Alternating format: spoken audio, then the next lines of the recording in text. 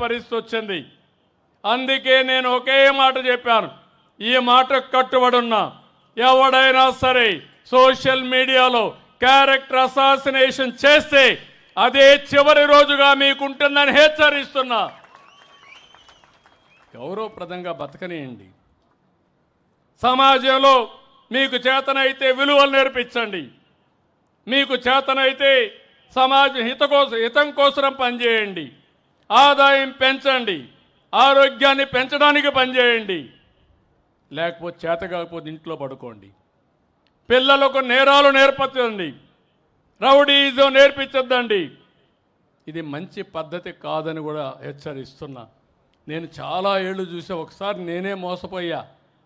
ముఖ్యమంత్రిగా ఉన్న నిద్రలేసి చూశాను. ఎవరైతే వివేకానంద రెడ్డి గుండెపోటుతో చనిపోయాడు.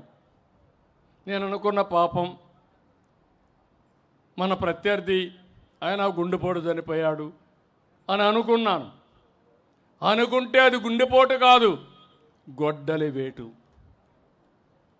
తర్వాత తెలుసుకోవడానికి చాలా సమయం పట్టింది నాకు. అంటే ఒక ముఖ్యమంత్రినే మోసం చేయగలుగుతున్నారంటే మీరొక లెక్క అని మిమ్మల్ని అడుగుతున్నా. హత్య చేసి ఆత్మహత్యగా చిత్రీకరించే మనుషులుండే ఈ రోజుల్లో, తిరిగి కేసులు పెట్టే ఈ రోజుల్లో వాళ్ళని సమర్థవంతంగా ఎదుర్కోవాలన్నా లేదా అని మిమ్మల్ని అడుగుతున్నా. ఏమంటారని మిమ్మల్ని అడుగుతున్నా. ఎదుర్కోవాలంటే గట్టిగా చప్పట్లు కూడా చెప్పండి, ఇది మంచి పద్ధతి కాదని.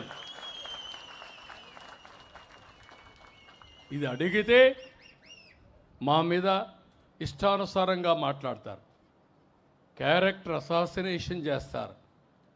నేను ఒకే మాట చెప్పాను, ఎవరైనా సరే తప్పులు చేసే వాళ్ళ పట్ల ఈ ప్రభుత్వం చండ శాసనుడిగా ఉంటామని హెచ్చరిస్తున్నా.